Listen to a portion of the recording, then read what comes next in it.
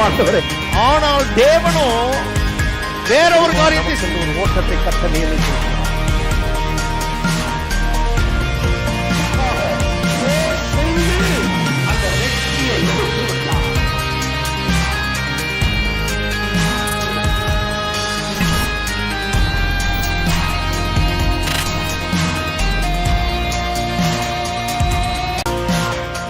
Online Sunday class நடைபெற இருக்கிறது.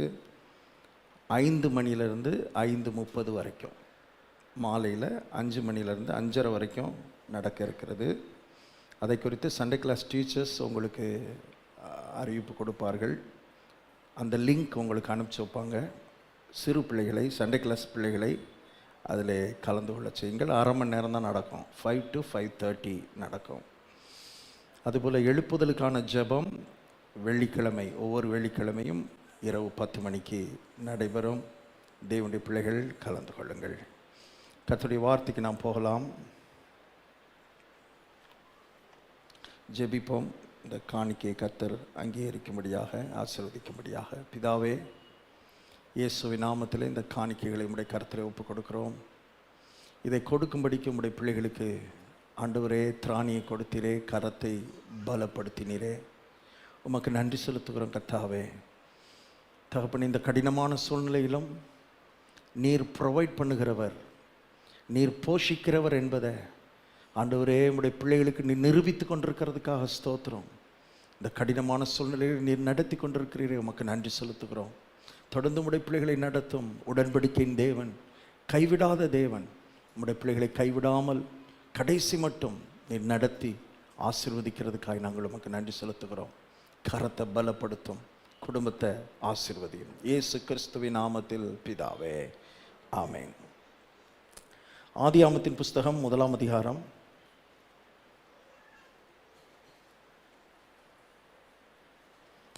ஆதியாகமம் 1ஆம் அதிகாரம் 26வது வசனம். ஆதியாகமம் 1:26. பின்பு தேவன் நமது சாயலாகவும் நமது ரூபத்தின்படியேயும் மனுஷனை உண்டாக்குவோமாக, அவர்கள் சமுத்திரத்தின் மச்சங்களையும் ஆகாயத்து பறவைகளையும் மிருக ஜீவன்களையும் பூமி அனைத்தையும் பூமியின் மேல் ஊறும் சகல பிராணிகளையும் ஆளக்கடவர்கள். கடந்த சில வாரங்களாக ஆளுகையை குறித்து, தேவனுடைய ராஜ்யத்தை குறித்து நாம் தியானித்து கொண்டிருக்கிறோம். தேவன் மனிதனை படைத்தது பூமியை ஆளுகை செய்யும்படிக்காக, பூமிக்காக கர்த்தர் படைத்தார். இதை ஆவிக்குரிய மக்கள் நன்றாய் புரிந்து கொள்ள வேண்டியது மிக அவசியமாக இருக்கிறது.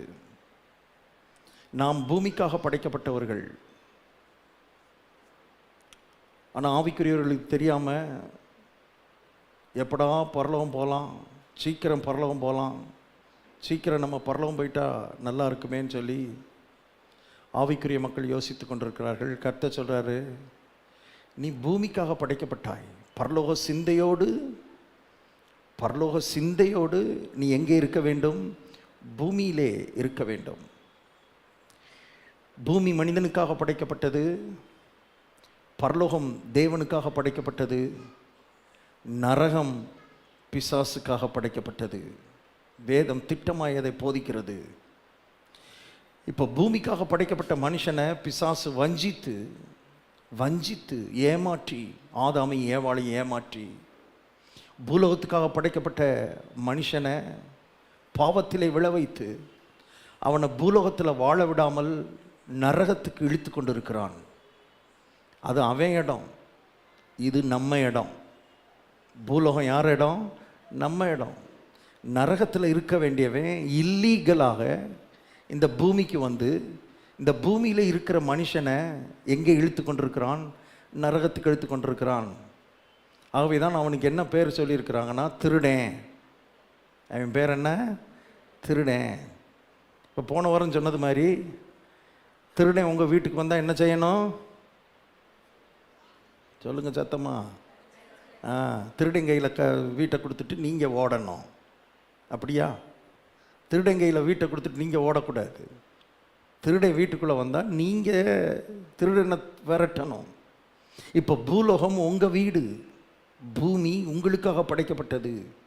இந்த பூமியிலே அந்த திருடன் வந்து குடும்பத்தை நாசப்படுத்தி கொண்டு, குடும்பங்களை அழித்து கொண்டு, அருமையான மனிதனை வேதனைப்படுத்தி கொண்டு, சித்திரவதை செய்து கொண்டு, இல்லீகலாக வந்து தேவனுக்கு எதிரியாக இருக்கிற பிசாசு அருமையான குடும்பங்களை வாழ விடாமல், குடும்பங்களை சந்தோஷமாக சமாதானமாக நிம்மதியாக வாழ விடாமல் நீ பிசாசு படுத்திக்கிட்டு இருக்கிறான். கர்த்தர் அதுக்கு தான் சொன்னார், நான் அதுக்கு தான் இந்த உலகத்துக்கு வந்திருக்கிறேன், அதுக்கு தான் உன்னை ரட்சித்திருக்கிறேன், உன்னை மீட்டு கொண்டிருக்கிறேன், உனக்கு வந்து என்னுடைய ஆவியை கொடுத்துருக்கிறேன், என்னுடைய ராஜ்யத்தை உனக்குள்ளே வச்சிருக்கிறேன். இதனுடைய நோக்கம் என்னவென்றால், நீங்கள் என் நாமத்தினாலே பிசாசுகளை துரத்துவீர்கள். நீங்கள் பரலோகம் போவீங்கன்னு சொல்லலை, அது கடைசியில் நடக்கிறது. நீங்கள் பரலோகம் போகிறது கடைசியில் நடக்கிறது. ஆனால் உங்களுக்கு இந்த உலகத்தில் ஒரு பொறுப்பு இருக்கிறது. அது என்னவென்றால், இந்த உலகத்துக்குள்ளே சட்டத்துக்கு புறம்பாக, சட்டத்துக்கு விரோதமாக இந்த பூமிக்குள்ளே நுழைந்திருக்கிற பிசாசை நீங்கள் துரத்தணும். மனிதனை விட்டு துரத்தணும், வீட்டை விட்டு துரத்தணும், பட்டணத்தை விட்டு துரத்தணும், தமிழ்நாட்டை விட்டு துரத்தணும், தேசத்தை விட்டு துரத்தணும். அவனை துரத்தக்கூடிய அதிகாரத்தையும் ஆற்றலையும் கர்த்தர் உங்களுக்குள்ள என்ன செய்திருக்கிறார்? வைத்திருக்கிறார். ஆகவே பூலோகத்திலே நீங்கள் வாழ வேண்டும். பூலோகத்திலே நீங்கள் வாழணும். எதுக்கு வாழணும்னா, பூலோகத்திலே சட்டத்துக்கு புறம்பாய் நுழைந்திருக்கிற பிசாசை துரத்தி அடிக்கும்படியாக. வேதத்தில் எழுதப்பட்டிருக்கிற தேவனுக்கு கீழ்ப்படிந்திருங்கள், பிசாசுக்கு எதிர்த்து நில்லுங்கள், அப்பொழுது அவன் உங்களை விட்டு என்ன செய்வான்? ஓடி போவான். ஓட வேண்டியது நீங்க இல்ல, ஓட வேண்டியவன் பிசாசு. அதுக்கு தான் ராஜ்யத்துக்குள்ள கர்த்தர் நம்மை கொண்டு வந்து வைத்திருக்கிறார். அதுக்கு தான் தேவனுடைய ராஜ்யம் நமக்குள்ளே வந்திருக்கிறது. இயேசு சொன்னார், தேவனுடைய ஆவியினாலே பிசாசுகளை துரத்துகிறபடியால் தேவனுடைய ராஜ்யம் உங்களிடத்தில் வந்திருக்கிறதே. ராஜ்யம் வந்திருக்குதுன்னா அதுக்கு பிரதானமான அடையாளம் பிசாசுகள் துரத்தப்படுகிறது. பிசாசுகள் துரத்தப்படுகிறது, துரத்தப்பட வேண்டும். ஆகவே பூலோகத்திலே நாம் வாழ வேண்டியது மிக அவசியம். பூமியில் இருக்க வேண்டியது மிக அவசியம். உலகத்தில் உங்களுக்கு என்ன உண்டு? இயேசு சொன்னார், உலகத்தில் உங்களுக்கு உபத்திரவம் உண்டு, அதனால எல்லாம் கிளம்பி பரலோகம் வந்துருங்க. அப்படியா சொன்னார்? உபத்திரவமாக இருக்குது பிரதர், இயேசுநாதரே சொல்லிட்டார் உபத்திரவம் இருக்குதுன்னு. நாங்கள் எங்கே வந்துடுறோம்? பரலோகம் வந்துடுறோம். பரலோகம் போகிறதில்ல. உலகத்தில் உங்களுக்கு உபத்திரவம் உண்டு, ஆனாலும் என்ன செய்யுங்கள்? திடன் கொள்ளுங்கள், நான் உலகத்தை ஜெயித்தேன். கடந்த வாரம் சொன்னதை சுருக்கமாக சொல்லிடுறேன். மக்கள் வந்து உலகத்தை விட்டு பரலோகத்துக்கு போகணும்னு ஆவிக்குரிய மக்கள் அவசரப்படுறதுக்கு என்ன காரணம்னா, அவங்க என்ன சொல்கிறாங்கன்னா, இந்த உலகம் எனக்கு என்னத்தை கொடுத்துருச்சு, இந்த உலகத்தில் இருக்கிறதுனால எனக்கு என்ன கிடைச்சது, எனக்கு என்ன கிடைச்சது? எனக்கு விவரம் தெரிஞ்ச நாளிலிருந்து வருத்தங்களும் வேதனைகளும் வலிகளும் பாரங்களும் உள்ள காயங்களும் இதைத்தானே இந்த உலகம் கொடுத்துக்கிட்டு இருக்குது. இதுதான் இந்த உலகத்திலிருந்து எனக்கு கிடைச்சிக்கிட்டு இருக்குது. நான் ஏன் இந்த உலகத்திலே வாழ வேண்டும்? நான் ஏன் இந்த உலகத்தில் இருக்கணும்? உலகத்தை விட்டு போயிட்டா, பரலோகத்துக்கு போயிட்டா என் பாட்டுக்கு நிம்மதியாக இருப்பனே, பரலோகத்துக்கிட்டு போயிட்டா நான் சந்தோஷமாக இருப்பனே. இந்த எண்ணம் தான் மக்களுக்குள்ளே ஆழமாய் விதைக்கப்பட்டிருக்கிறது. இப்போ கர்த்தர் அதையெல்லாம் கொஞ்சம் கழுவி எடுக்கும்படி, வேதத்தின் அடிப்படையில் அந்த மாதிரியான எண்ணங்களை தொடச்சி எடுக்கும்படி தான் கர்த்தர் உங்களோடு பேசி கொண்டிருக்கிறார். கவனிங்கள், இந்த உலகத்திலிருந்து எனக்கு என்ன கிடைக்கும்னு எதிர்பார்க்கறதுக்கு கர்த்தர் உங்களை வைக்கல. இந்த உலகத்திலிருந்து எதையோ ஒன்றை பெற்றுக்கொள்வதற்காக கர்த்தர் நம்மை இந்த உலகத்திலே வைக்கவில்லை. கர்த்தர் நம்மை வைத்ததனுடைய நோக்கம், நாம் இந்த உலகத்துக்கு எதையோ ஒன்றை கொடுக்கிறவர்களாக இருக்க வேண்டும். அதுக்கு தான் இந்த தலைமுறையிலே கர்த்தர் உங்களை இந்த உலகத்தில் வச்சிருக்கிறார், இந்தியாவில் வச்சிருக்கிறார். இந்த தலைமுறைக்கு நீங்கள் தேவை. இந்த தலைமுறையில் இந்த உலகத்துக்கு, இந்த தேசத்துக்கு, இந்த தமிழ்நாட்டுக்கு, இந்த இந்தியாவுக்கு, இந்த மதுரைக்கு நீங்கள் தேவை. இந்த உலகத்துக்கு கொடுக்கக்கூடிய ஏதோ ஒன்றை கர்த்தர் உங்களுக்குள்ளே வைத்திருக்கிறார். God has placed something to give to this world. இந்த உலகத்துக்கு கொடுக்கிறதுக்கு ஏதோ ஒன்று கர்த்தர் உங்களுக்குள்ள வச்சிருக்கிறார். என்ன இருக்குன்னு தெரியலன்னு வேணா சொல்லுங்க, ஒண்ணுமே இல்லைன்னு என்ன செய்யாதீங்க, சொல்லாதீங்க. ஏதோ ஒன்றை கர்த்தர் கொடுத்திருக்கிறார். இந்த உலகத்துக்கு நீங்கள் தேவை. இந்த உலகத்தின் தேவையை சந்திக்கும்படியாகத்தான் இந்த நூற்றாண்டுல இந்த காலகட்டத்திலே கர்த்தர் உங்களை பிறக்க வைத்திருக்கிறார். இந்த உலகத்தில் உங்களை வாழ வைத்திருக்கிறார். இந்த கட்டடத்துக்குள்ள வந்திருக்கிற அத்தனை பேருக்கு ஏதோ ஒன்றை கர்த்தர் உள்ள கொடுத்திருக்கிறார். எல்லாரும் சொல்லுங்க, நான் வாங்குகிறவன் அல்ல, நான் கொடுக்கிறவன். மறுபடியும் சொல்லுங்க, நான் வாங்குகிறவன் அல்ல, கொடுக்கிறவன். தேவனிடத்திலே பெற்று உலகத்துக்கு கொடுக்கும்படி கர்த்தர் நம்மை அழைத்திருக்கிறார். தேவனிடத்திலே கேளுங்கள், அப்பொழுது உங்களுக்கு கொடுக்கப்படும். கேட்கிறவன் எவனும் பெற்றுக்கொள்கிறான். அவரிடத்தில் கேளு. கேட்கிறதே எதுக்கு கேட்கிறோம்? ஆண்டவரே, இந்த உலகத்துக்கு நிறைய நான் கொடுக்கணும், இந்த உலகத்துக்கு நிறைய கொடுக்கணும், எனக்கு வார்த்தையை கொடுங்க, நான் வார்த்தையை உலகத்துக்கு கொடுக்க விரும்புகிறேன். என்னை அன்பினால் நிரப்புங்க, அந்த அன்பை இந்த உலகத்துக்கு நான் கொடுக்க விரும்புகிறேன். என்னை விசுவாசத்தினால் நிரப்புங்க, என் வாழ்க்கையின் மூலமாய், என் வாழ்க்கையில் நான் வாழ்றதன் மூலமா அந்த விசுவாசத்தை மக்களுக்குள்ள கொஞ்சம் கொடுக்க விரும்புகிறேன். என்னை உற்சாகத்தினால் நிரப்புங்க, அந்த உற்சாகத்தை இந்த உலகத்துக்கு நான் கொடுக்க விரும்புகிறேன். I want to be a channel of blessing to this world. இந்த உலகத்துக்கு ஆசீர்வாதத்தை கொண்டு செல்கிற வாய்க்காலாய் நான் இருக்க விரும்புகிறேன். இந்த மாதிரி சொன்ன உடனே நீங்கள் கொடுக்கணும், நீங்கள் கொடுக்குறவங்களா இருக்கணும்னு சொன்னோடனே உடனே நமக்கு என்ன ஆயிடுச்சுன்னா, ஐயோ கொடுக்கணுமே நான் கொடுக்கணுமேன்னு டென்ஷன் ஆனால் கொடுக்க முடியாது. வழங்குதா உங்களுக்கு? நீங்கள் கொடுக்கணுமேன்னு கொடுக்கறதுக்காக நீங்கள் பிரயாசப்பட்டால் கொடுக்க முடியாது. கொடுக்கணுமே நீங்கள் முயற்சி பண்ணால் கொடுக்க முடியாது. கொடுக்கிறது என்பது, நல்ல கவனிங்க, கொடுக்கிறது என்பது நம்முடைய வாழ்க்கையில் ஆட்டோமேட்டிக்காக நடப்பது. ஆமேன். மரம் இருக்க வேண்டிய இடத்துல இருந்தால், தண்ணி அதுக்கு கொடுக்க வேண்டிய அளவு கொடுத்தா, பழம் ஆட்டோமேட்டிக்காக மரத்துலேருந்து வரும், கனி ஆட்டோமேட்டிக்காக வரும். நீங்கள் அங்கே நின்று பிரசங்கம் பண்ணிக்கிட்டு இருக்க வேண்டியதில்லை. மரத்துக்கிட்ட பிரசங்கம் பண்ணி கனி கொடுக்கலன்னா பார்த்துக்கிட்டு அடி நொறுக்கி போடுவேன். அப்படியெல்லாம் மரத்துக்கிட்ட நீங்கள் என்ன செய்ய வேண்டியதில்லை, சொல்ல வேண்டியதில்லை. உன்னை தண்டிச்சிருவேன்னு சொல்ல வேண்டியதில்லை. ஆட்டோமேட்டிக்காக மரம் என்ன கொடுக்கறது? பலன் கொடுக்கறது. நான் சொல்லட்டுமா, இந்த இடத்துல உட்காந்துருக்கிற அத்தனை பேரும் அப்படி கனி கொடுக்கும்படி தான் கர்த்தர் வைத்திருக்கிறார். அப்படி பலன் கொடுக்கிறவர்களாக இருக்கும்படி தான் கர்த்தர் வைத்திருக்கிறார். ஆட்டோமேட்டிக்காக வாசிப்போம். சில வசனங்களை சீக்கிரமாய் காண்பிக்கிறேன். சங்கீதம்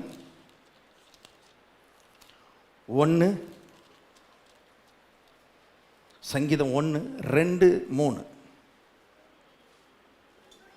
கர்த்தருடைய வேதத்தில் பிரியமாயிருந்து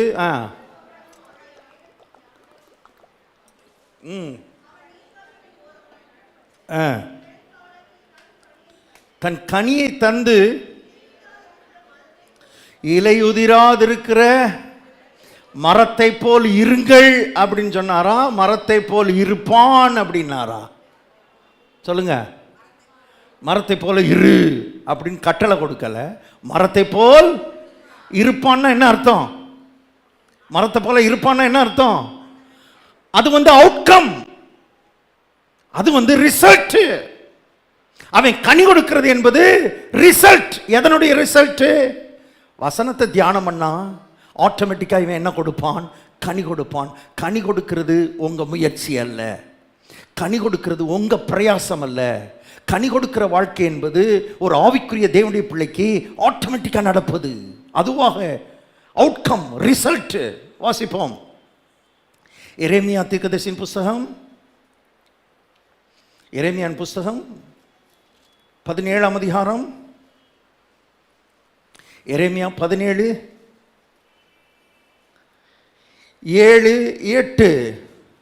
கர்த்தர் மேல் நம்பிக்கை வைத்து கர்த்தரை தன் நம்பிக்கையாக கொண்டிருக்கிற மனுஷன் பாக்கியவான். அவன் தண்ணீர் அண்டையிலே நாட்டப்பட்டதும் கால்வாய் ஓரமாய் தன் வேர்களை விடுகிறதும் உஷ்ணம் வருகிறதை காணாமல் இலை பச்சையாயிருக்கிறதும் மழை தாட்சியான வருஷத்திலும் வருத்தமின்றி தப்பாமல் கனி கொடுக்கிறதுமான மரத்தை போல் இருங்கள். என்னங்க போட்டிருக்க உங்க பைபிள்ல? மரத்தை போல் இருப்பான். It's a result. கனி கொடுக்கணுமே கனி கொடுக்கணுமேன்னு டென்ஷன் ஆகிக்கிட்டு இருக்க வேண்டியதில்லை. ஐயோ நான் என்னால் கனி கொடுக்காமல் இருக்கிறேனே, நான் கனி கொடுக்க முடியாமல் இருக்கிறேனே, நான் இந்த உலகத்தில் யாருக்கும் பிரயோஜனம் இல்லாமல் இருக்கிறேனேன்னு சொல்லி டென்ஷன் ஆக வேண்டியதில்லை. கர்த்தரை நம்பி கர்த்தர் மேலே நம்பிக்கை வைக்கணும், அதில் கவனம் செலுத்தினா கனி என்பது என்னது, ஆட்டோமேட்டிக்காக உங்களுக்குள்ளிருந்து வெளிப்படுகிற ஒரு விளைவு, பலன். பலன் இப்படித்தான் வேதம் எல்லாம் பேசுகிறது. கனி கொடுக்கிற வாழ்க்கை குறித்து வேதம் பேசும் பொழுது இப்படித்தான் பேசுகிறது. கனி கொடுக்கிறது உங்கள் முயற்சி இல்லை, உங்கள் பிரயாசம் இல்லை. இதை புரிந்து கொள்ள வேண்டும். வாசிப்பு இன்னொரு வசனம், யோவானின் சுவிசேஷம் 15ஆம் அதிகாரம்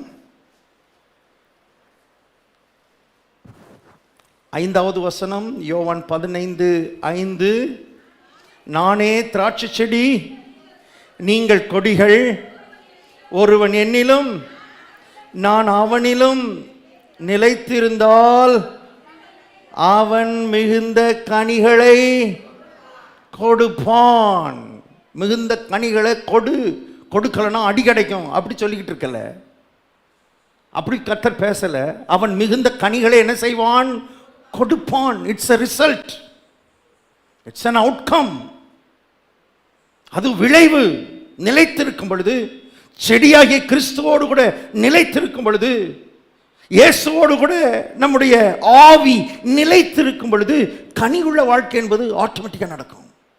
ஆட்டோமேட்டிக்காக நடக்கும்.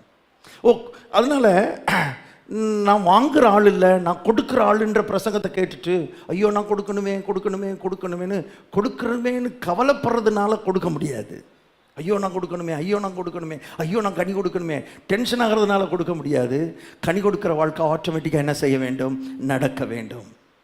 உங்களுக்கு தெரியுமா, மனிதனை குறித்து தேவன் வேதத்திலே கொடுத்திருக்கிற படங்கள் எல்லாமே, மனிதனை குறித்து வேதம் கொடுக்கிற படங்கள் எல்லாமே அவனை கொடுக்கிறவனாக சித்தரித்திருக்கிறது. மனுஷன் அவன் கொடுக்கிறவன் என்பதை சித்தரித்திருக்கிறது. ஆட்டோமேட்டிக்காக கொடுக்கிறவன் என்பதை வேதம் சித்தரித்து காண்பிக்கிறது. சில படங்களை உங்களுக்கு காண்பிக்க விரும்புகிறேன். திருப்போம் எரேமியாவின் புஸ்தகம்.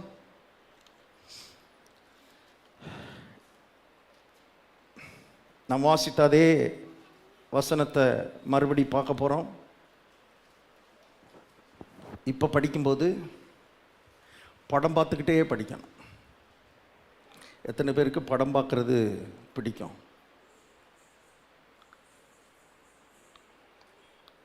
படம்னா நான் சொல்கிறது வேற படம், நீங்கள் நினைக்கிறது வேற படம். அந்த படம் பார்த்துக்கிட்டு இருந்தீங்கன்னா ரொம்ப கஷ்டம். நீங்கள் நினைக்கிற படத்தை பார்த்துக்கிட்டு இருக்கிறத நிறுத்திட்டு இப்போ நான் காமிக்கிற படத்தை கொஞ்சம் பார்க்க பழகணும். இந்த மாதிரி படங்களை பார்க்க பழகணும். வசனத்தை அப்படியே கிளிப்பில் மாதிரி ஜீசஸ் கூட்டாதீங்க, அப்படியே இருக்கட்டும். ஜீசஸ்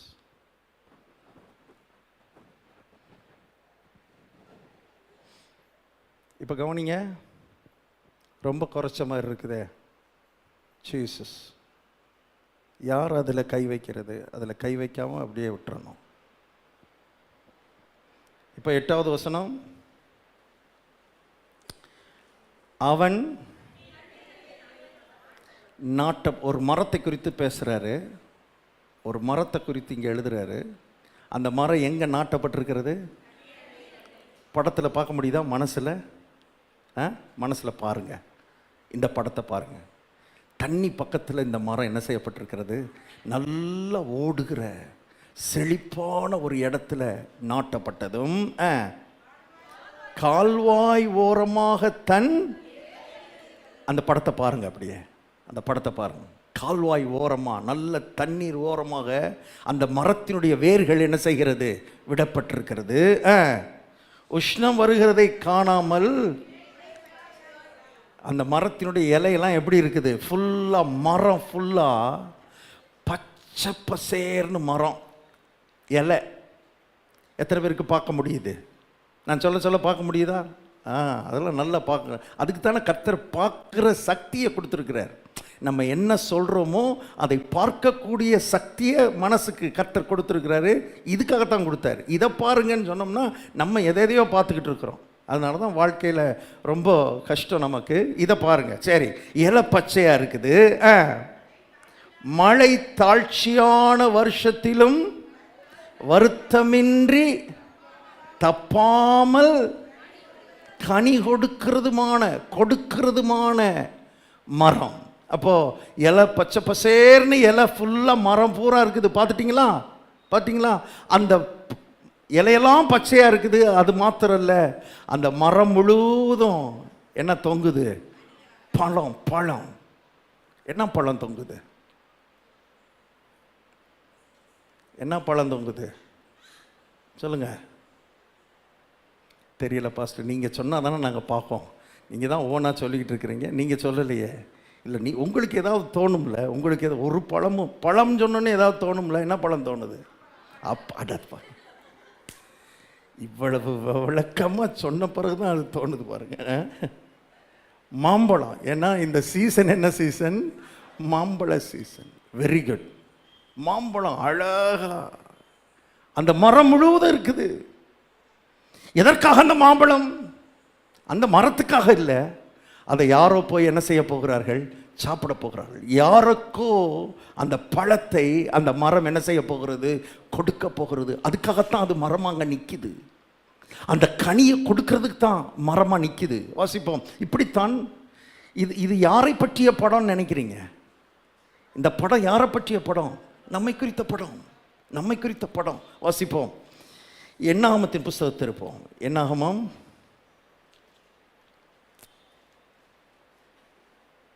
24 அதிகாரம். என்னாகமம் 24. இன்னைக்கு எல்லாம் படம் தான், சரியா? இன்னைக்கு பூரா படம் பார்க்க போறீங்க. என்னாகமம் 24 5 வாசிங்க. என்னாகமம் 24:5. யாக்கோபே உன் கூடாரங்களும் இஸ்ரவேலே உன் வாசஸ்தலங்களும் எவ்வளவு அழகானவைகள், அவைகள் என்னங்க? அப்படியே பாருங்க, மனசில் பாருங்க. ஆறுகள், பரவி போகிற ஆறுகள். கண்ணுக்கு தெரியுதா? மனக்கண்ணில் பார்க்க முடியுதா? ஆறுகளை பார்க்குறீங்களா? ஆறுகள் பரவி போகுது. எதற்காக பரவி போகிறது? எதற்காக ஆறுகள் பாய்ந்து போய்கொண்டிருக்கிறது? ஆறுகள் போவதற்கான நோக்கம் என்ன நோக்கம்னா, அங்கே சில நிலங்கள் இந்த ஆறுகளுக்காக காத்து கொண்டிருக்கிறது. அந்த நிலங்களில் விதைக்கப்பட்ட விதைகள் இந்த ஆறுகளுக்காக காத்து கொண்டிருக்கிறது. அங்கே நாட்டப்பட்டிருக்கிற சில செடிகள் இந்த ஆறுகளுக்காக காத்து கொண்டிருக்கிறது. இந்த ஆறுகள் போய் தன்னுடைய தண்ணீரை அதுக்கு கொடுத்த மாத்திரத்திலே அந்த விதைகள் வளரப்போகிறது. அநேகருக்கு அது பலனை கொடுக்க போகிறது. அநேகர் அதன் மூலமாய் தங்கள் பசியை ஆற்றிக்கொள்ளப் போகிறார்கள். அதுக்கு தான் இந்த ஆறு. அதுக்கு தான் ஆறு. அந்த ஆறு தான் நீங்க. அந்த பரவி போகிற ஆறுகள் தான் நீங்க. உங்களை பற்றி தான் கர்த்தர் பேசிக் கொண்டிருக்கிறார். நீங்க தான் ஆறு. வாசிப்போம். பரவி போகிற ஆறுகளும் ஆறுகளை போலவும் நதியோரத்தில் உள்ள, கற்பனை பண்ணுங்க பார்ப்போம், தோட்டங்கள். எதுக்கு பக்கத்தில் இருக்குதான்? நதியோரத்தில். அப்படின்னா அந்த தோட்டம் எப்படி இருக்குன்னு நினைக்கிறீங்க? பயங்கர செழிப்பா இருக்குது. செழிப்பா இருக்குதுன்னா என்ன அர்த்தம்? அந்த தோட்டங்களில் பல விதவிதமான கனிகளை கொடுக்கிற பல வகையான செடிகளும் மரங்களும் அந்த தோட்டம் முழுவதையும் நிரப்பி கிடக்கிறது. யார் அது? இந்த தோட்டம் யார்? அந்த பலவிதமான கனிகளை கொடுக்கிற பல வகையான மரங்கள் நிறைந்த அந்த தோட்டம். அதான் நீங்க. அதான் நீங்க. உங்களை பற்றி தான் கர்த்தர் பேசுகிறார். நம்மை குறித்து தான் கர்த்தர் பேசுகிறார். நம்மை கர்த்தர் எப்படி படமா பார்க்கிறார் பாருங்க. நம்முடைய வாழ்க்கை, நம்முடைய ஜீவியம் இந்த உலகத்தில் எப்படி இருக்க வேண்டும் என்கிறதை படமா கர்த்தர் கற்பனையா பண்ணி எழுதி வச்சிருக்கிறார். நான் விசுவாசிக்கிறேன், அவர் படமா பார்க்கறதுனால நிச்சயமா நம்ம அப்படிதான் இருக்க போறோம். ஏன்னா அவர் நம்மை அப்படித்தான் படமா பார்த்து கொண்டிருக்கிறார். ஆமென். அவர் பார்க்குற படம். இப்போ கர்த்தர் சொல்றாரு, இந்த படத்தை நான் உனக்கு கொடுக்கணும்னு தான் எழுதி வச்சிருக்கிறேன். என் மைண்டில் நான் என்ன பார்க்குறேன்றது உனக்கு தெரியாதுல்ல, நான் உன்னை பற்றி என்ன நினைக்கிறேன்றது உனக்கு தெரியாதுல்ல. உனக்கு தெரியணும் தான் இந்த வேத புஸ்தகத்தில் அவைகளை என்ன செய்து வைத்திருக்கிறேன், எழுதி வச்சிருக்கிறேன். ஸோ பலவிதமான கனிகள், பல வகையான மரங்கள். அந்த தோட்டம், இந்த தோட்டம் யாருக்காக இருக்கிறது? யாரோ சில மனிதர்களுக்காக, யாரோ சிலருக்கு அந்த பழங்கள் ஆசீர்வாதமாக இருக்கும்படியாக, அந்த மரத்தினுடைய நிழல் யாருக்கோ சிலருக்கு ஆசீர்வாதமாக இருக்கும்படியாக நதியோரத்தில் அந்த தோட்டங்கள் இருக்கிறது. கொடுக்கிறது, தோட்டம் கொடுக்கிறது. வாசிப்போம் அடுத்து. கர்த்தர் நாட்டின, அப்பா என்ன மரம்? சந்தன மரத்திலிருந்து என்ன வரும்னு நினைக்கிறீங்க? கம்ம கம்ம கம்ம கம்ம கம்மன்னு. சந்தன மரம் கொடுக்கிற மரம், வாசனையை கொடுக்கிற மரம். அதான் நீங்க, அதான் நீங்க. வாசனை வீசும்படியாக, இந்த உலகத்துக்கு வாசனையை கொடுக்கும்படியாக, நறுமணத்தை கொடுக்கும்படியாக பவுல் சொல்லுகிறார், கிறிஸ்துவுக்குள் எங்களை வெற்றி சிறக்க பண்ணி எல்லா இடங்களிலேயும் எங்களை கொண்டு அவரை அறிகிற அறிவின் வாசனையை வெளிப்படுத்துகிற தேவனுக்கு ஸ்தோத்திரம். நம்மிலிருந்து ஒரு வாசனை வெளிப்பட்டு கொண்டே இருக்கிறது. அது என்னன்னா, நம்ம பக்கத்தில் வருகிறவர்கள் தேவன் இன்னார் என்பதை அறிந்து கொள்ளுகிற அளவுக்கு நம்முடைய வாழ்க்கையை கர்த்தர் வெற்றியுள்ள வாழ்க்கையை மாற்றும்படி விரும்புகிறார். அதான் சந்தன மரம், கொடுக்கிற மரம், கொடுக்கிற மரம். என்னையவா சந்தன மரம்ன்றீங்க பாஸ்டர்? என்னைய பார்த்தா சொல்ற, என் வாழ்க்கை அப்படியா இருக்கு. கொஞ்சம் இருங்க, கொஞ்சம் இருங்க. முதல்ல படத்தை பாருங்க. இந்த படத்தை உங்களுக்கு காமிக்கிறேன், அதுக்கப்புறம் விஷயத்துக்கு நான் வர்றேன். கொஞ்சம் படத்தை முதல்ல பாருங்க. கர்த்தர் உங்களை எப்படி பார்க்குறார், கர்த்தருடைய பார்வை எப்படி இருக்குன்றதை முதலாவது நாம் பிடித்து கொள்ளணும், அதை கற்றுக்கொள்ளணும். வாசிங்க அடுத்து. கர்த்தர் நாட்டின சந்தன மரங்களை போலவும். எழுதும்போதே எப்படி எழுதுறாங்க பாருங்க. கேதுரு விருட்சங்கள்னு எழுதிட்டு விட்டுறலாம், ஆனால் வேணும்னே எப்படி எழுதுறாங்க அப்படின்னா, அந்த கேதுரு விருட்சம் அவ்வளவு அழகாக வளர்ந்து செழிப்பாக நிற்குது. இன்னைக்கு எப்படி இருக்கிறதுலையே காஸ்ட்லியானது என்னது? தேக்கு. அதுபோல் அன்னைக்கு காஸ்ட்லியானது என்னது? கேதுரு. கேதுரு அது அதனுடைய பயன், அதனுடைய பிரயோஜனம் என்பது அளவுக்கு அதிகமானது. இன்னைக்கு எப்படி தேக்கு மரம் பிரயோஜனம் உள்ளதாக இருக்கிறதோ, அதுபோல கேதுரு அது பிரயோஜனம் உள்ளதாய், மனிதனுக்கு ஆசீர்வாதமானதாய், மனிதனுக்கு ஏதோ ஒன்றை கொடுக்கக்கூடியதாய். இப்படித்தான் நீங்க இருக்கிறீங்கன்னு கர்த்தர் சொல்றார். இதுதான் நீங்க, இதுதான் நீங்க. இப்படிதான் உங்களை நான் வச்சிருக்கிறேன், இப்படி இருக்கிறது தான் உங்களை நான் படைச்சிருக்கிறேன், இப்படி இருக்கிறது தான் உங்களை நான் ரட்சித்திருக்கிறேன். வாசிப்போம். ஏசாயா தீர்க்கதரிசியின் புஸ்தகம் 58ஆம் அதிகாரம்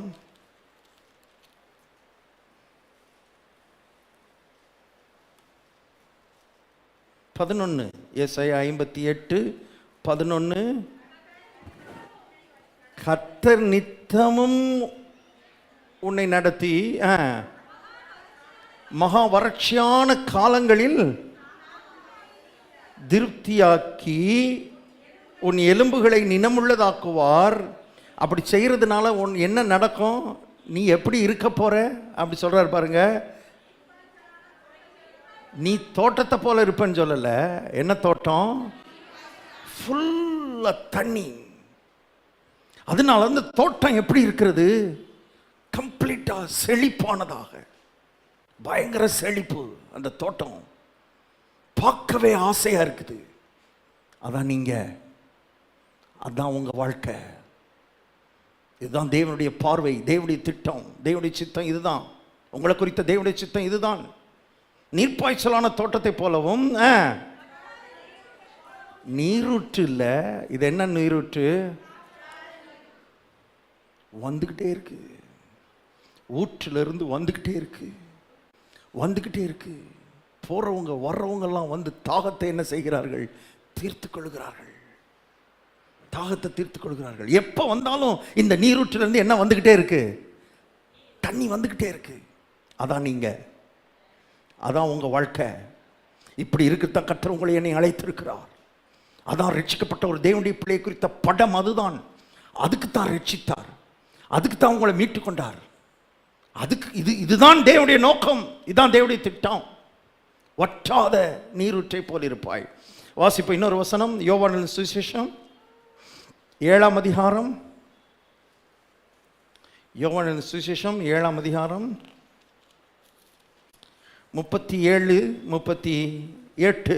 பண்டிகையின் கடைசி நாளாகிய பிரதான நாளிலே இயேசு நின்று சத்தமிட்டு, ஒருவன் தாகமாயிருந்தால் என்னிடத்தில் வந்து பானமண்ண கடவன். வேத வாக்கியம் சொல்லுகிறபடி என்னிடத்தில் விசுவாசமாய் இருக்கிறவன் எவனோ அவன் உள்ளத்திலிருந்து, படத்தை பாருங்க எப்படி பேசுறாரு பாருங்க, அவன் உள்ளத்திலிருந்து ஜீவ தண்ணீர் உள்ள நதிகள் என்ன செய்யும்? ஓடும். நதி கண்ணுக்கு தெரியுதா? மறுபடி படம் பார்க்குறீங்களா? பார்த்துக்கிட்டே வர்றீங்களா? சொல்ல சொல்ல இந்த படத்தை பாருங்க. நீங்கள் வீட்டில் இருக்கிற உங்கள் அரிசி பானை அந்த படம், பருப்பு சட்டி அந்த படம், இதையே திரும்ப திரும்ப திரும்ப திரும்ப பார்த்துக்கிட்டு இருந்தால் சரிப்படாது. பிசாசு வஞ்சித்து வைத்திருக்கிறான். வசனத்தை படிக்கும்போது கண்ணை மூடிக்கிட்டு இந்த படங்களை பார்க்க பழகுங்கள், தியானிக்க பழகுங்கள். உங்கள் உள்ளத்திலிருந்து ஜீவ தண்ணீர் உள்ள நதிகள் என்ன செய்யும்? ஓடும். ஏன் ஓடுகிறது? நதி ஏன் ஓடுது? அங்கே சில மிருகங்கள் காத்து கொண்டிருக்கிறது தாகத்தை தீர்த்து கொள்ளும்படி. சில பறவைகள் காத்து கொண்டிருக்கிறது தாகத்தை தீர்த்து கொள்ளும்படி. யாரோ சிலருடைய தாகத்தை தீர்க்கும்படி, யாரோ சிலருடைய வாழ்க்கையில் புத்துணர்ச்சியை கொடுக்கும்படி. ஏன்னா தண்ணி குடிச்சிட்டா உடனே என்ன வருகிறது? ஒரு புத்துணர்ச்சி.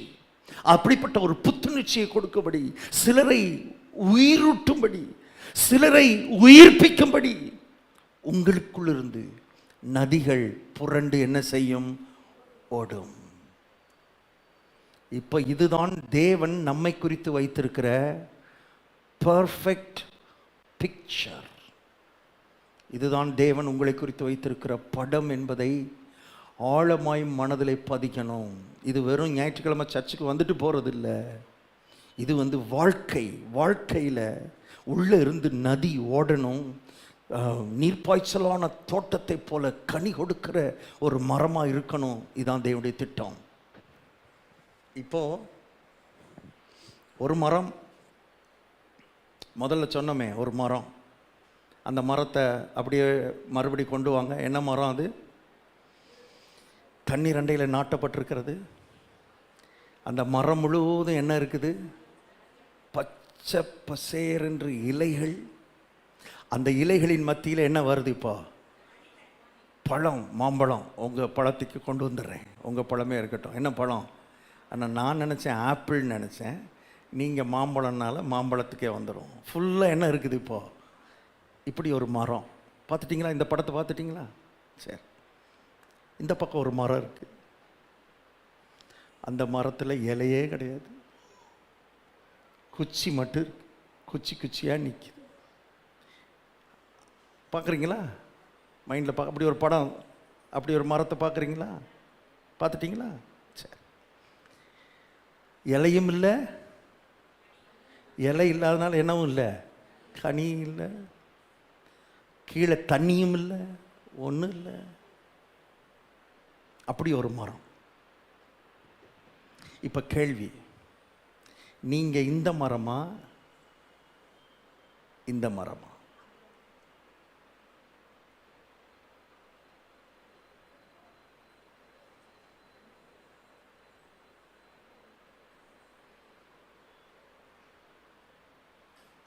நல்ல ஆறு ஓடுது,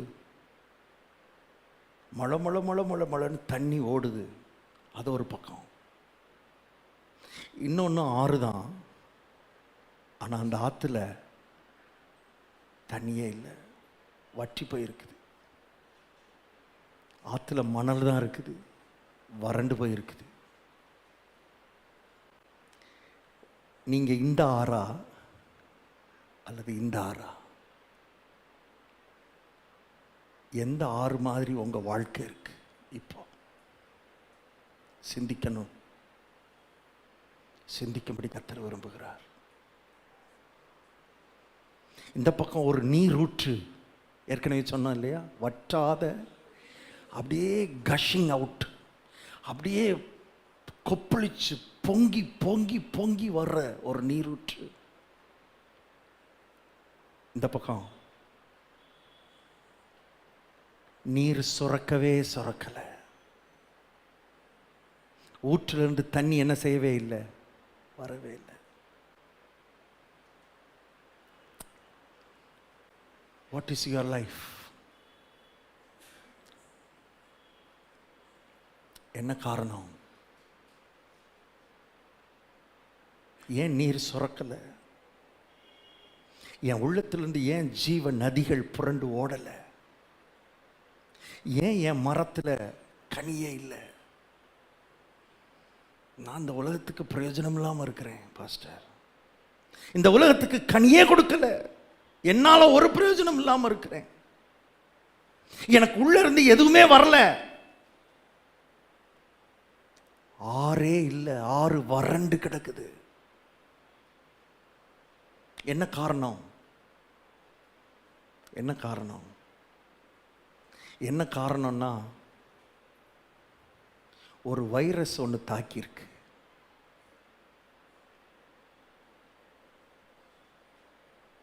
கவனிக்கிறீங்களா? என்ன தாக்கியிருக்கு? ஒரு வைரஸ் தாக்கி இருக்குது. கொரோனா வைரஸ் எப்போ தாக்கும்னு தெரியாது, எப்படி தாக்கும்னு தெரியாது.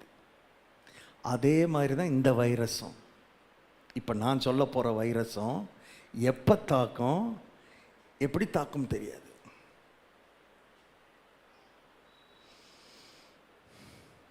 அப்போ எப்படி கண்டுபிடிக்கிறது? வைரஸ் தாக்கியிருக்கா இல்லையான்னு எப்படி கண்டுபிடிக்கிறது? அதுக்குன்னு சில சிம்டம்ஸ், அறிகுறிகள் சொல்லி வச்சுருக்காங்க கொரோனாவுக்கு. என்னது? கரெக்டாக சொல்கிறாங்க பாருங்கள். கேட்டு கேட்டு கேட்டு கேட்டு மனசில் ஆழமாக பதிஞ்சிருச்சு. சொல்லுங்கள். தும்மல், இருமல், காய்ச்சல். சாதாரணமாக தும்மல் வந்தால் கூட நடுங்கிடுறாங்க மக்கள். அது உண்மையிலேயே கொரோனாவே இல்லாமல் இருந்தால் கூட, கொரோனா கொல்றதை விட எது கொன்றுது மக்களை? பயம். வந்துருச்சோ, வந்துருமோன்னு சில அறிகுறிகள் வச்சு தான் அந்த வைரஸை என்ன செய்கிறாங்க, கண்டுபிடிக்கிறாங்க. இப்போ இந்த வைரஸுக்கு ஒரு பேர் இருக்குது. இப்போ நான் சொல்கிற வைரஸுக்கு ஒரு பேர் இருக்குது. இந்த வைரஸு கொரோனாவை காட்டிலும், கொரோனா வைரஸை காட்டிலும் பல மடங்கு கொடிய வைரஸ். பல மடங்கு கொடியது. ஆவிக்குரிய மனிதனுடைய வாழ்க்கையை ஒண்ணுமில்லாமாக்கிடும். இதை கண்டுபிடிக்கலனா, நீங்க இதை கரெக்டான நேரத்தில் கண்டுபிடிச்சு அதை சரிபடுத்தலைன்னா ரொம்ப கஷ்டம். இதில் இந்த கொரோனா வைரஸுக்கு இந்த வைரஸுக்கு இருக்கிற வித்தியாசம் என்னன்னா, ஒரு குட் நியூஸ் என்னன்னா, கொரோனா வைரஸை குணப்படுத்த முடியாதுன்றாங்க, இந்த வைரஸை குணப்படுத்திடலாம். நான் சொல்கிற வைரஸை என்ன செஞ்சிடலாம், குணப்படுத்திடலாம். இது ஒரு குணப்படுத்தக்கூடிய நோய். ஆனால் பிரச்சனை என்னன்னா, இப்படி ஒரு நோய், இப்படி ஒரு வைரஸ் என்னை தாக்கி இருக்குதுன்னே நிறைய பேருக்கு தெரியல. நிறைய பேருக்கு தெரியல. அவங்களுக்கு தெரியுது ஏதோ ஒரு ப்ராப்ளம் எனக்குள்ள இருக்குது, ஏதோ ஒரு பிரச்சனை இருக்குது, என்னால் சரியா ஜெபம் பண்ண முடியல, என்னால் சரியா பைபிள் வாசிக்க முடியல, என்னால் சரியா கர்த்தரோடு உறவாட முடியல, நான் முயற்சி பண்ணாலும் என்னால் முடியல, எனக்கு ஏதோ ஒன்று என்னை தடுக்குது, என்னை ஒரு ஒரு ஒரு விதமான பாரம். Something is happening. அப்படின்னா இந்த வைரஸ் தாக்கி இருக்க வாய்ப்பு இருக்கு, இந்த நோய் தாக்கி இருக்க வாய்ப்பு இருக்கு. இந்த நோய்க்கு என்ன பேர் தெரியுமா? இந்த வைரஸ்க்கு என்ன பேர் தெரியுமா? ஆவிக்குரிய வறட்சி. எல்லாரும் சொல்லுங்க, என்னது? ஆவிக்குரிய வறட்சி.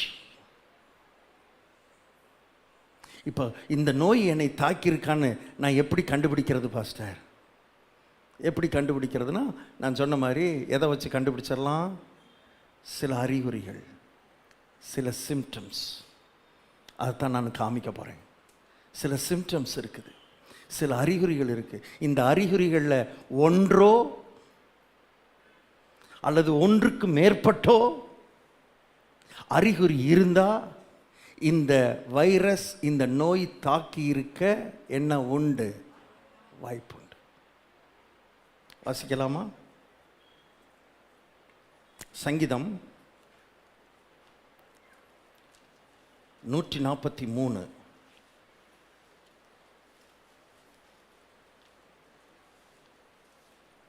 ஏன் இதை நம்ம பேசுகிறோம்?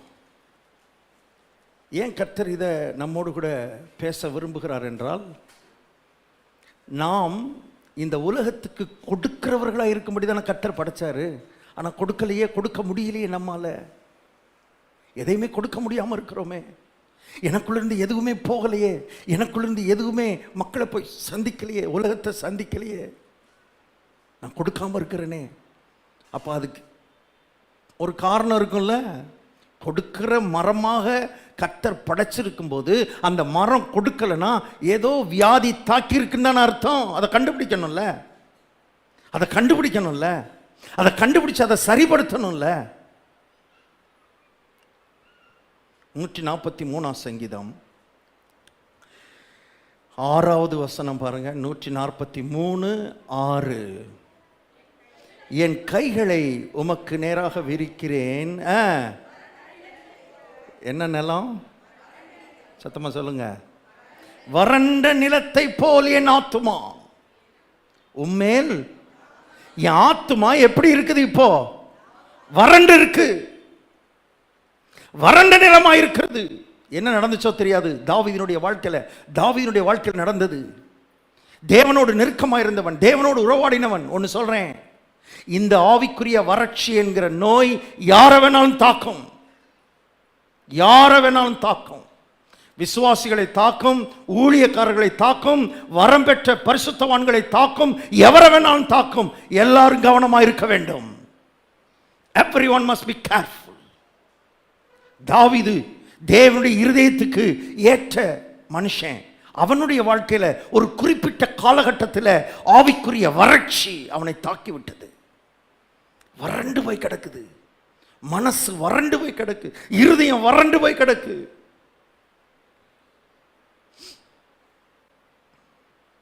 கர்த்தருடைய ஆவியானவர் இன்னைக்கு நம்மோட பேசுறதுடைய நோக்கம் என்னன்னா, அந்த நோய் ஒருவேளை நம்மளை தாக்கி இருந்துச்சுன்னா அதிலிருந்து நம்மளை வெளியே கொண்டு வர்றதுக்காகத்தான் கர்த்தர் பேசி கொண்டிருக்கிறார். ஆமேன். அது ரொம்ப நாளைக்கு அப்படியே விடக்கூடாது. பிரச்சனை என்ன தெரியுமா? நிறைய பேருக்கு நமக்கு இந்த நோய் தான் தாக்கி இருக்குதுன்னே தெரியாது. இப்படி ஒன்று இருக்குதுன்னே தெரியல. அதுக்கு தான் கர்த்தர் பேசி, இப்படி ஒன்று இருக்குது, ஆவிக்குரிய வறட்சின்னு ஒன்று இருக்குது. அது ஆவிக்குரியவர்களை, ரட்சிக்கப்பட்டவர்களை அது தாக்கினால் உற்சாகமாக இருக்க முடியாது, உற்சாகமாக கர்த்தரை பாட முடியாது, கர்த்தருடைய சமூகத்தில் விடுதலையோடு கர்த்தரை ஆராதிக்க முடியாது, ஃப்ரீயா கர்த்தரை நேசிக்க முடியாது. ஒரு பிளாக். நான் சொல்றது ரட்சிக்கப்பட்டவர்களுக்கு தான் நல்லா புரியும், ஆண்டவரை ஏற்றுக்கொண்டவர்களுக்கு தான் நான் சொல்றது நல்லா புரியும், தேவனுடைய பிள்ளைகளுக்கு தான் நல்லா புரியும்.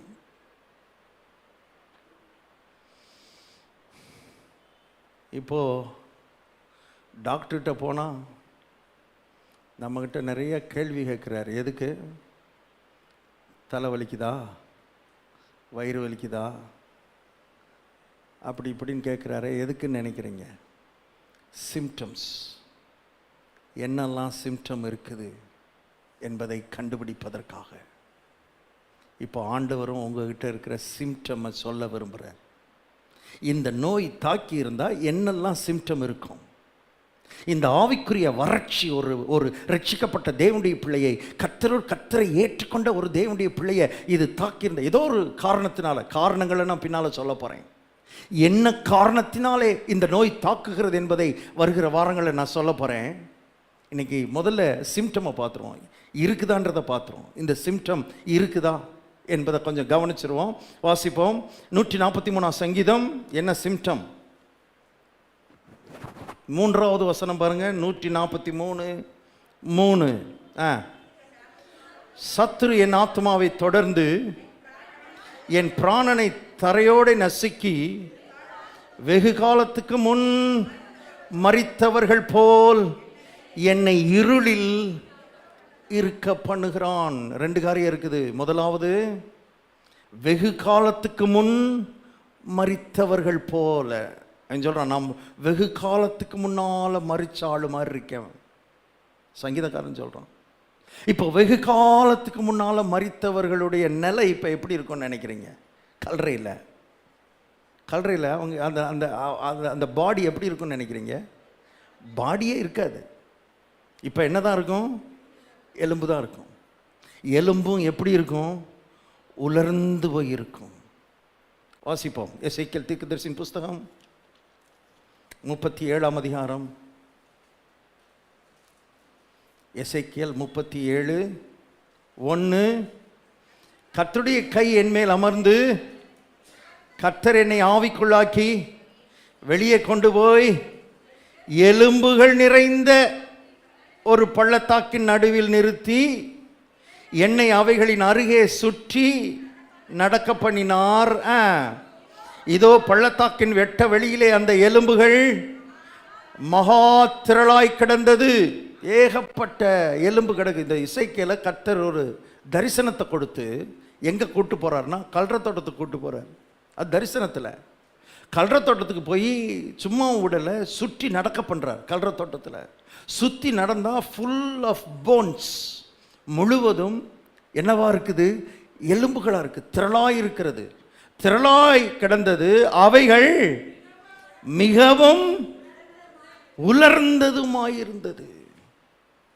இது ஒரு படம், யாரோ சிலரை குறித்த ஒரு படம், யாரோ சிலருடைய வாழ்க்கையை குறித்த ஒரு பிக்சரை கர்த்தர் காண்பிக்கிறார், தரிசனத்தில் காண்பிக்கிறார். காண்பிச்சுட்டு அவனுக்கு அதை விளக்கவும் செய்கிறார். இது யாரு? இந்த உலர்ந்த எலும்புகளை போல கிடக்கிற இவர்கள் யார்? காமிக்கிறார் பாருங்க.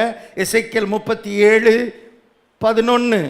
எசேக்கியேல் 37:11 பாருங்க. அப்பொழுது அவர் என்னை நோக்கி, மனுபுத்திரனே, இந்த எலும்புகள் இஸ்ரவேல் வம்சத்தார். எலும்புகள் யாரா? தேவனுடைய பிள்ளைகள், ரட்சிக்கப்பட்டவர்கள், இயேசுவை ஆண்டவராக ஏற்றுக்கொண்டவர்கள். இவர்கள் என்னுடைய ஜனங்கள், என்னுடைய பிள்ளைகள். அதுதான் எலும்புகள். இவங்க ஏன் இப்ப எலும்பு மாதிரி இருக்கிறாங்க? ஏன் உலர்ந்த எலும்பு மாதிரி இருக்கிறாங்க? வெகு காலத்துக்கு முன் மரித்தவர்களைப் போல் ஏன் இருக்கிறார்கள்? வாசிப்போம். இதோ அவர்கள், எங்கள் எலும்புகள் உலர்ந்து போயிற்று. சத்தமா சொல்லுங்க. First symptom of spiritual dryness. ஆவிக்குரிய வறட்சி இருக்குதா இல்லையான்னு கண்டுபிடிக்கிறதுக்கு முதல் அறிகுறி என்ன தெரியுமா? வாழ்க்கையில் நம்பிக்கை இல்லை பிரதர், நம்பிக்கை கிடையாது. கர்த்தர் எனக்கு நன்மை செய்வார், கர்த்தர் என் வாழ்க்கையை ஆசீர்வதிப்பார், கர்த்தர் எனக்கு ஒரு நல்ல எதிர்காலத்தை கொடுப்பார், கர்த்தர் என்னை உயர்த்துவார், கர்த்தர் என்னை வாழ வைப்பார், கர்த்தர் என் ஆத்மாவை உயர்த்துவார், என்னை நீதியின் பாதையில் அவர் என்ன செய்வார்? நடத்துவார். என் வாழ்க்கையில் ஒரு தாழ்ச்சி இல்லாத வாழ்க்கை இருக்கும், கர்த்தர் எனக்கு நன்மை செய்வார் என்கிற என்ன இல்லை? நம்பிக்கை இல்லை. ரட்சிக்கப்பட்ட ஆரம்பத்தில் அவ்வளவு நம்பிக்கை இருந்துச்சு பாஸ்டர். ரட்சிக்கப்பட்ட ஆரம்பத்தில் அவ்வளவு விசுவாசம் எனக்குள்ள இருந்தது. கர்த்தர் செய்வார், கர்த்தர் நடத்துவார், கர்த்தர் என்னை வாழ வைப்பார்னு எனக்குள்ள விசுவாசம், எனக்குள்ள நம்பிக்கை அப்படியே துளிர் விட்டது. ஆனா காலம் போக போக என்னன்னு தெரியல, என்னால நம்ப முடியல, என்னால ஆண்டவரை விசுவாசிக்க முடியல. கர்த்தர் என் கையின் பிரயாசத்தை நிச்சயமா ஆசீர்வதிப்பார்னு என்னால நம்ப முடியல. நம்ப விரும்புறேன், விசுவாசிக்க விரும்புறேன், ஆனா என்னால முடியவில்லை. Maybe this virus have attacked. ஒருவேளை இந்த வைரஸ் உங்களை என்ன செய்திருக்கலாம்? அட்டாக் பண்ணியிருக்கலாம், தாக்கியிருக்கலாம். நம்பிக்கையே அற்று போயிட்டு, நம்பிக்கை இல்லாமல் போயிடுச்சு. எத்தனை நாளைக்கு அப்படியே நீங்கள் வாழ முடியும்? எத்தனை நாளைக்கு இந்த கிறிஸ்தவ வாழ்க்கை அப்படி வாழ முடியும்? யோசித்து பாருங்க. நம்பிக்கை இல்லாமல், விசுவாசம் இல்லாமல்.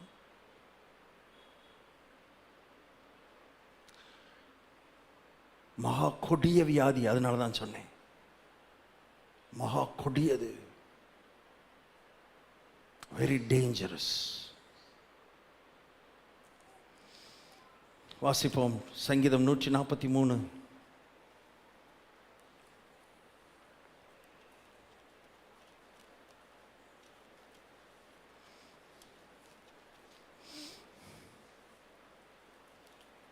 Thank you, Jesus.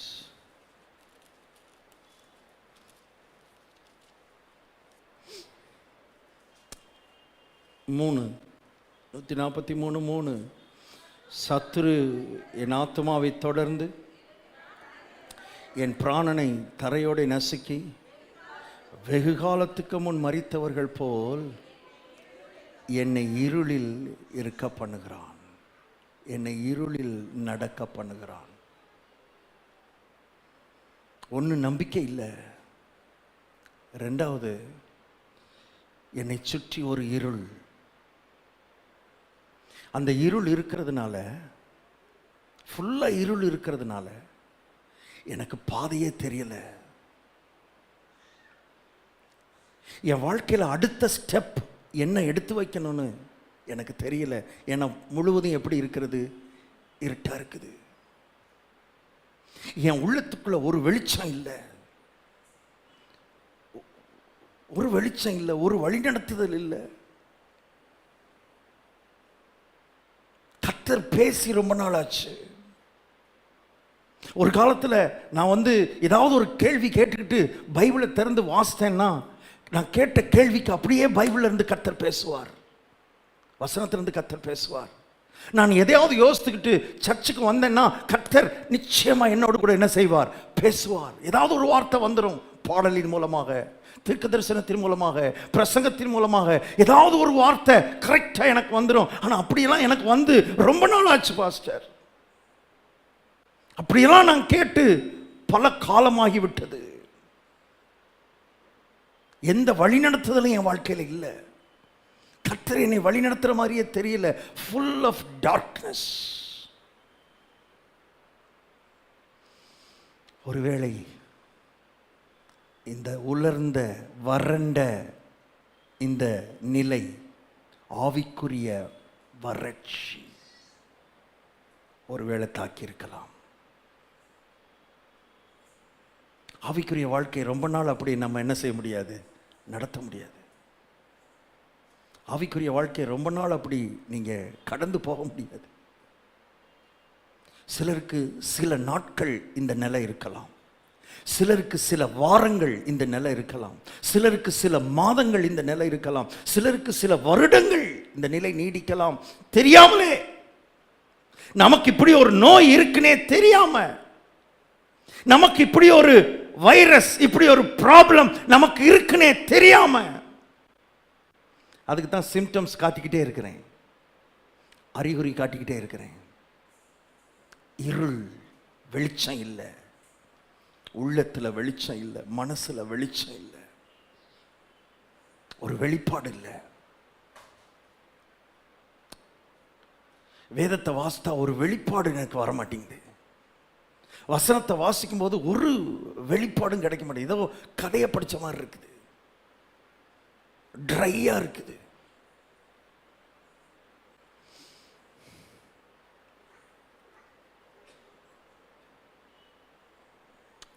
நாலாவது வசனம் 143:4.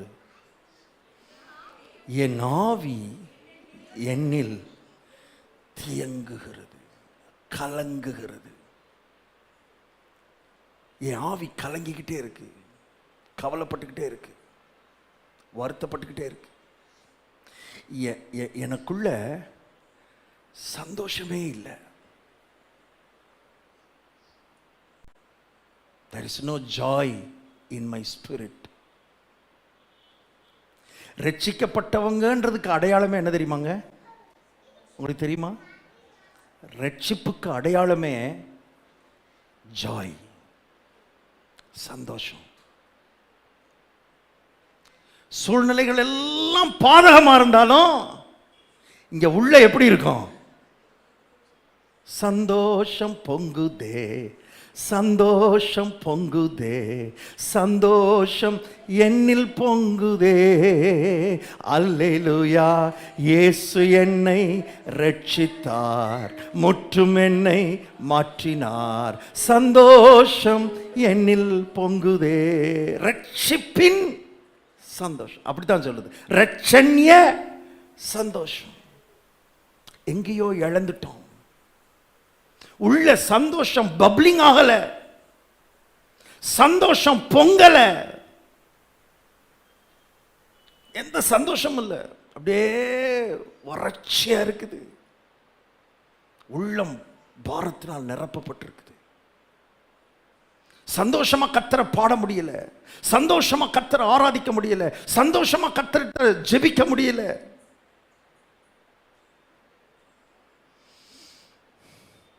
ஒரு வேதத்தில் ஒரு அதிகாரத்தை வாஸ்து முடிக்கிறதுக்குள்ள படாத பாடு பட வேண்டியது இருக்குது. எப்படா வாஸ்து முடிக்கலான்னு தோணுது, இன்னும் முடிய மாட்டேங்குதே நினைக்கிற மாதிரி இருக்கு. ஒரு காலத்தில் 4 அதிகாரம் 5 அதிகாரம் 6 அதிகாரம்னு ரட்சிக்கப்பட்ட ஆரம்பத்தில் ஆசையா வாஞ்சையா தாகத்தோடு வாசித்த நான் இப்போ ஒரு அதிகாரம் வாசிக்கிறது கஷ்டமா இருக்கு. சந்தோஷம் இல்லை. ஜெபிக்கலாம் முழங்கால் போட்டா 10 நிமிஷம் ஜெபிச்சு முடிக்கிறதுக்கு முன்னால 100 தடவை வாட்சியை பார்த்தாச்சு. எப்ப டைம் முடியும், எப்ப டைம் முடியும், எப்ப டைம் முடியும். வறட்சி நோய் தாக்கி இருக்கிறது, நோய் தாக்கி இருக்கிறது, ஆவிக்குரிய வறட்சி தாக்கி இருக்கிறது. If you are not having joy in your spirit, உங்க ஆவிக்குள்ள ஒரு சந்தோஷம் பப்ளிங் ஆகலன்னா, ஒரு சந்தோஷம், ஒரு பூரிப்பு, ஒரு பூரிப்பே வரல, ஒரு பூரிக்கிற ஒரு ஆவியே இல்லைன்னா ஆவிக்குரிய வறட்சி தாக்கி இருக்கிறது. You have to be very careful. We have to be very careful.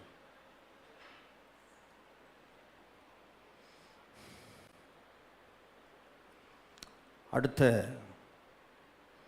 அறிகுறி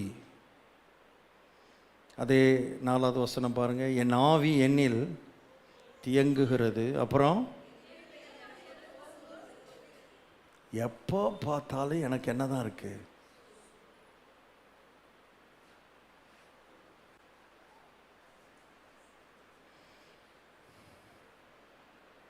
உற்சாகமே வர மாட்டேங்குது. உற்சாகமாய் பாடுவோம் அப்படி சொன்னாலும் என்ன வர மாட்டேங்குது? உற்சாகம் வர மாட்டேங்குது. கையெல்லாம் தட்டி பார்க்கிறேன், ஆனா உள்ள என்ன இல்லை? உற்சாகம் இல்லை. சோர்வு, வாழ்க்கையில சோர்ந்து சோர்ந்து சோர்ந்து படுத்துறேன். ஒரு சோர்வு என்னை ஆட்கொள்ளுகிறது.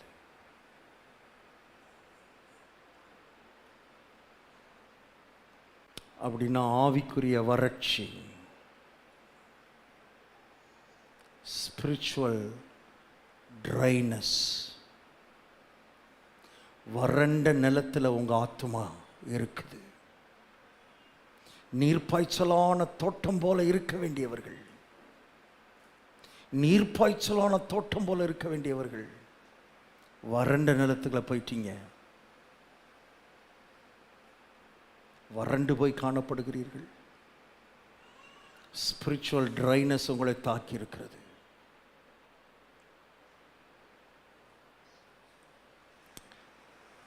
லிஸ்ட் நிறைய இருக்கு. என்ன லிஸ்ட்? அறிகுறிகள் லிஸ்ட்டு நிறையா இருக்குது. நமக்கு நேரம் முடிஞ்சிருச்சு. அதனால் நீங்கள் போயிட்டு 7 நாள் கழித்து வாங்க. டாக்டர் அப்படித்தானே சொல்கிறாரு. போயிட்டு 3 நாள் கழித்து வாங்க, 5 நாள் கழித்து வாங்கன்றார்ல. நான் சொல்கிறேன், போயிட்டு எத்தனை நாள் கழித்து வாங்க? 7 நாள் கழித்து வாங்க. இன்னும் இருக்கிற அறிகுறிகளையும் நம்ம பார்க்க போகிறோம். அடுத்து மிகப்பெரிய கேள்வி என்னென்னா, நீங்கள் போனீங்கன்னா ஆஸ்பத்திரியில் போய் இந்த இந்த இந்த மாதிரி உங்களோட சிம்டமெல்லாம் பார்த்துட்டு டாக்டர் சொல்லுவார், இந்த வியாதி உங்களுக்கு வந்திருக்கு அப்படின்னு ஏதோ ஒன்று சொல்கிறாருன்னு வைங்க. இன்றைக்கி தான் வியாதிக்கு கணக்கு வழக்கே இல்லை என்னென்னமோ வருதில்லை. இந்த இந்த இந்த வியாதி தான் உங்களுக்கு வந்திருக்கு அப்படின்னு சொன்னோடனே உங்கள் கேள்வி என்னவாக இருக்கும்?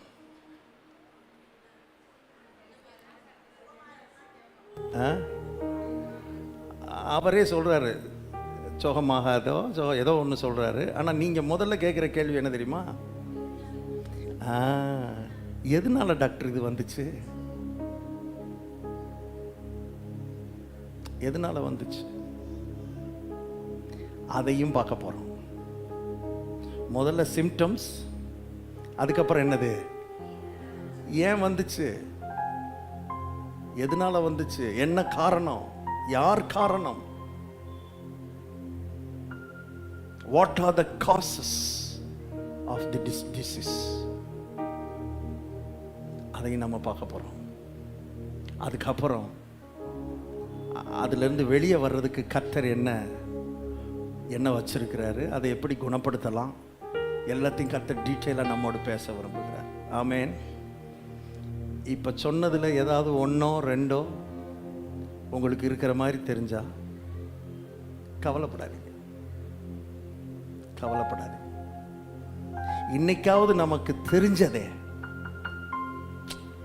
நமக்கு தெரிஞ்சதே அதுக்காக கர்த்தருக்கு என்ன சொல்லுங்க, நன்றி சொல்லுங்க. உங்களை இப்படியே அனுப்பிவிட கர்த்தர் விரும்பலை. அறிகுறி வந்துருச்சு, இந்த சிம்டம் வந்துருச்சு, நான் என்ன செய்ய போறேன், கவலைப்படாதீங்க. கர்த்தர் உங்களுக்கு ஒரு ஆறுதலான வசனத்தை சொல்லி அனுப்ப விரும்புகிறார். எடுத்து வாசிங்க. அந்த வசனத்தை மாத்திரம் வாசித்துட்டு நம்ம ஜெபம் பண்ண போறோம். ஏசாயா தீர்க்கதரிசியின் புஸ்தகம் 44. ஏசாயா தீர்க்கதரிசியின் புஸ்தகம் 44 3. தாகமுள்ளவன் மேல் தண்ணீரையும், என்னங்க, வறண்ட நிலத்தின் மேல், வறண்ட நிலத்தை அப்படியே விடுகிறவர் அல்ல. நீ வறண்டுட்டேல அப்படியே போய் தொலை அப்படி சொல்லுகிறவர் அல்ல. நம்முடைய தேவன் நல்ல தேவனாக இருக்கிறார். நம்முடைய தேவன் அன்பின் தேவன், நம்முடைய தேவன் இரக்கத்தின் தேவன். அவர் சொல்லுகிறார், வறண்ட நிலமா, உன் மேலே தான் நான் என்னத்தை ஊற்ற போகிறேன், ஆறுகளை ஊற்ற போகிறேன்.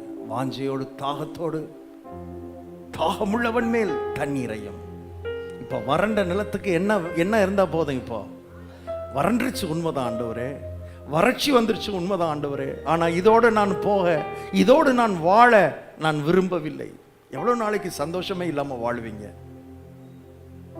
எவ்வளவு நாளைக்கு உற்சாகமே இல்லாமல் வாழ்வீங்க?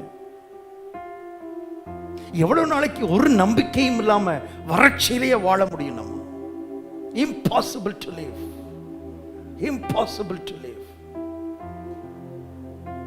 கர்த்தர் சொல்றார், நீ அப்படியே வாழ வேண்டிய அவசியம் இல்ல மகனே, நீ அப்படியே வாழ வேண்டிய அவசியம் இல்ல மகளே. உனக்கு ஒரு பதில் உண்டு, உனக்கு ஒரு நம்பிக்கை உண்டு, உனக்கு ஒரு நன்மை உண்டு. வறண்ட நிலத்தின் மேல நான் என்ன செய்வேன்? ஆறுகளை ஊற்றுவேன். எளிமை நிற்போம், கண்களை மூடுவோம். Thank you Jesus. நீ ஒரு வற்றாத நீரூற்றை போல இருக்க வேண்டிய ஆள். இதான் உன்னை குறித்த படம். ஆனா நீரூற்று சுரக்கலையே.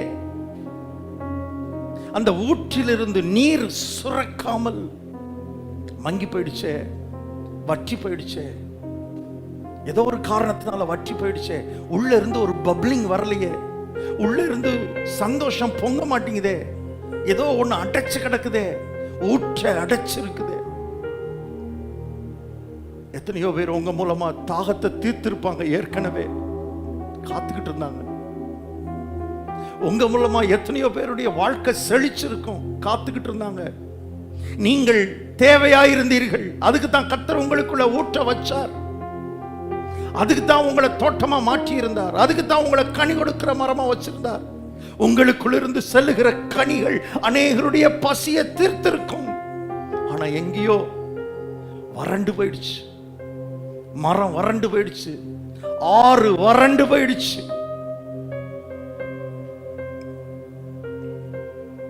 எவ்வளவு நாளைக்கு நம்ம அப்படியே இருக்க போறோம்?